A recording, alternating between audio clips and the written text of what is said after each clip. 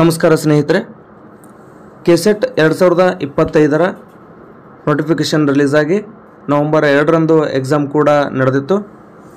ನಂತರ ಒಂದು ತಾತ್ಕಾಲಿಕ ಕೀ ಉತ್ತರಗಳನ್ನು ಪ್ರಕಟಿಸಿದರು.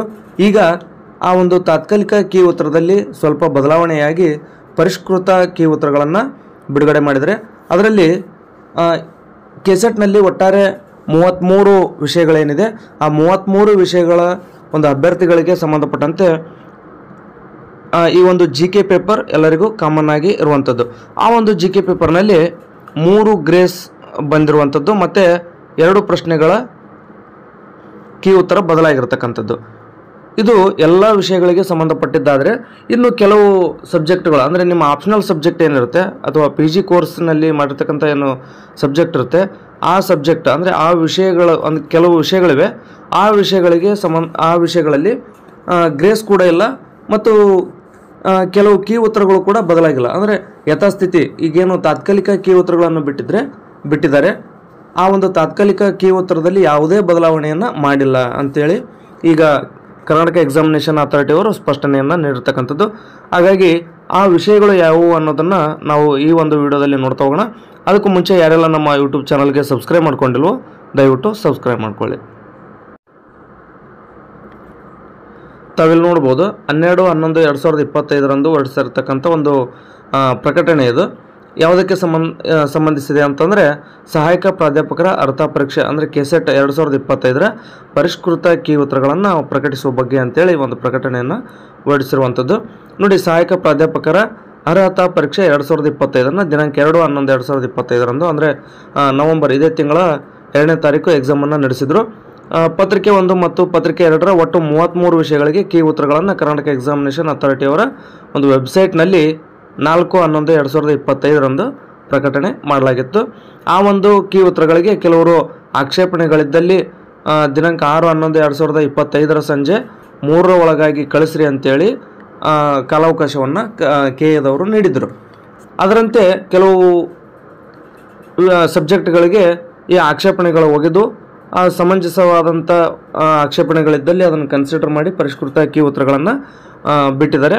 ಆದರೆ ಈ ಒಂದು 7 ವಿಷಯಗಳಿಗೆ ಈ ಕೆಳಗಿರ್ತಕ್ಕಂಥ 7 ವಿಷಯಗಳಿಗೆ ಸಂಬಂಧಿಸಿದಂತೆ ಅಭ್ಯರ್ಥಿಗಳಿಂದ ಯಾವುದೇ ಆಕ್ಷೇಪಣೆಗಳು ಸ್ವೀಕೃತವಾಗಿಲ್ಲದಿರುವುದರಿಂದ ಇವುಗಳ ಕೀ ಉತ್ತರಗಳಲ್ಲಿ ಯಾವುದೇ ಬದಲಾವಣೆಗಳಿರುವುದಿಲ್ಲ ಅಂತೇಳಿ ಹೇಳಿರುವಂಥದ್ದು. ಅಂದರೆ ಇಲ್ಲಿರ್ತಕ್ಕಂಥ 7 ಸಬ್ಜೆಕ್ಟ್ಗೆ ಯಾರೂ ಕೂಡ ಆಕ್ಷೇಪಣೆಯನ್ನು ಸಲ್ಲಿಸಿಲ್ಲ. ಆ ಕಾರಣದಿಂದಾಗಿ ತಾತ್ಕಾಲಿಕವಾದಂಥ ಏನು ಕೀ ಉತ್ತರಗಳಿದ್ದಾವೆ ಅದನ್ನೇ ಯಥಾಸ್ಥಿತಿ ಈಗ ಅವರು ಕಾಯ್ದುಕೊಂಡಿದ್ದಾರೆ. ಹಾಗಾಗಿ ಆ 7 ಸಬ್ಜೆಕ್ಟ್ ಯಾವಪ್ಪ ಅಂತಂದರೆ ಸಬ್ಜೆಕ್ಟ್ ಕೋಡ್ 29 ಅಂದರೆ environmental science, subject code 30 home science, ಮತ್ತು ಅದೇ ರೀತಿ 31 electronic science, 32 earth science, 39 performing arts, 40 music, 41 visual arts. ಇಷ್ಟು 7 ವಿಷಯಗಳಿಗೆ ಸಂಬಂಧಪಟ್ಟಂತೆ ಯಾರೂ ಕೂಡ ಆಕ್ಷೇಪಣೆಯನ್ನು ಸಲ್ಲಿಸಿಲ್ಲ ಅಂತೇಳಿ ಈಗ KAದವರೇ ಅಧಿಕೃತವಾಗಿ ಮಾಹಿತಿಯನ್ನು ನೀಡ್ತಕ್ಕಂಥದ್ದು. ಆ ಕಾರಣದಿಂದಾಗಿ ಈ 7 ವಿಷಯಗಳಿಗೆ ಏನು ತಾತ್ಕಾಲಿಕ ಕೀ ಉತ್ತರಗಳಿದ್ದವು ಅವುಗಳು ಯಥಾಸ್ಥಿತಿ ಇರುವಂಥದ್ದು. ಇನ್ನೇನು ಅಂತಿಮ ಕೀ ಉತ್ತರಗಳನ್ನು ವೆಬ್ಸೈಟ್ನಲ್ಲಿ ಹಾಕ್ತಾರೆ. ಮತ್ತು ಉಳಿದಂತೆ ಪತ್ರಿಕೆ 1 ಮತ್ತು 26 ವಿಷಯಗಳ ಬಗ್ಗೆ ಅಭ್ಯರ್ಥಿಗಳಿಂದ ಆಕ್ಷೇಪಣೆಗಳು ಸ್ವೀಕೃತವಾಗಿವೆ. ಅಂದರೆ ಏನು ಮಾಡಿದ್ದಾರೆ ಅಂತಂದರೆ ಈ GK ಪೇಪರ್ ಮತ್ತು ಉಳಿದಂಥ 26 ವಿಷಯಗಳಲ್ಲಿ ಅಭ್ಯರ್ಥಿಗಳು ಆಕ್ಷೇಪಣೆಗಳನ್ನು ಹಾಕಿದ್ರು.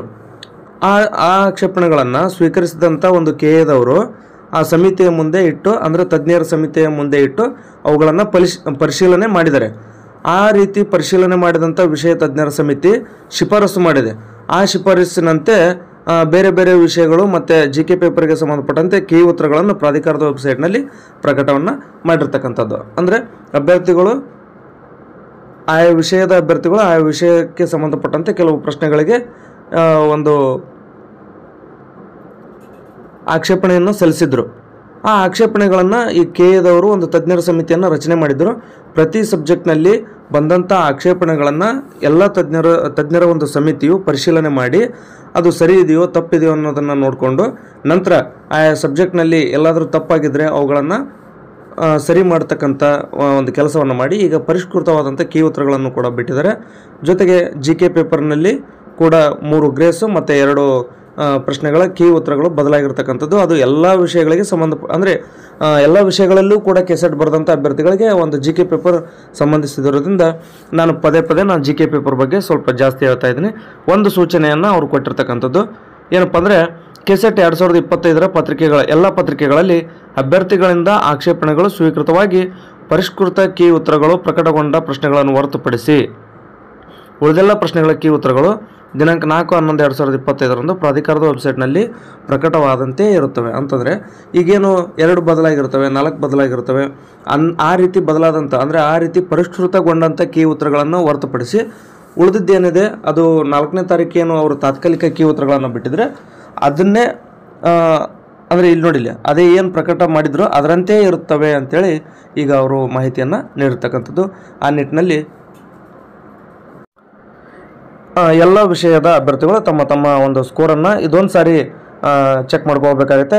ಯಾಕೆಂದರೆ ನಿಮ್ಮ ಸಬ್ಜೆಕ್ಟ್ನಲ್ಲೂ ಕೂಡ ಗ್ರೇಸು ಅಥವಾ ಕೀ ಆನ್ಸರ್ ಬದಲಾಗಿರ್ತಕ್ಕಂಥದ್ದಾಗಿರ್ಬೋದು, ಮತ್ತು ಜಿ ಕೆ ಪೇಪರ್ನಲ್ಲಿ ಗ್ರೇಸು ಮತ್ತು ಕ್ವಶನ್ಗೆ ಒಂದು ಆಪ್ಷನ್ ಚೇಂಜ್ ಆಗಿರ್ತಕ್ಕಂಥದ್ದಾಗಿರ್ಬೋದು. ಆ ಕಾರಣದಿಂದಾಗಿ ಇದೊಂದು ಬಾರಿ ನಿಮ್ಮ ಸಬ್ಜೆಕ್ಟ್ನಲ್ಲಿ ಎಷ್ಟೆಷ್ಟು ಸ್ಕೋರು ಆಗುತ್ತೆ ಅನ್ನೋದನ್ನು ನೋಡಿಕೊಟ್ರೆ, ಜೊತೆಗೆ ನಿಮ್ಮ ಹಳೆ ಸ್ಕೋರನ್ನು ಮತ್ತು ಈಗ ಪರಿಷ್ಕೃತಗೊಂಡ ನಂತರ ಬಂದಂಥ ಸ್ಕೋರನ್ನು ದಯವಿಟ್ಟು ಕಾಮೆಂಟ್ ಬಾಕ್ಸ್ನಲ್ಲಿ ಕಮೆಂಟ್ ಮಾಡಿ. ಈಗ ಹೊಸ ಸ್ಕೋರನ್ನು ತಿಳಿದುಕೊಳ್ಳೋದಕ್ಕೋಸ್ಕರ ಮತ್ತು ಮುಂದೆ ನಿಮಗೆ ಮಾಹಿತಿ ನೀಡೋದಕ್ಕೋಸ್ಕರ ನನಗೆ ಅನುಕೂಲ ಆಗುತ್ತೆ ಅಂತ ಹೇಳ್ತಾ ಈ ಒಂದು ವಿಡಿಯೋವನ್ನು ಇಲ್ಲಿಗೆ ಮುಗಿಸ್ತಾ ಇದ್ದೀನಿ. ಧನ್ಯವಾದಗಳು.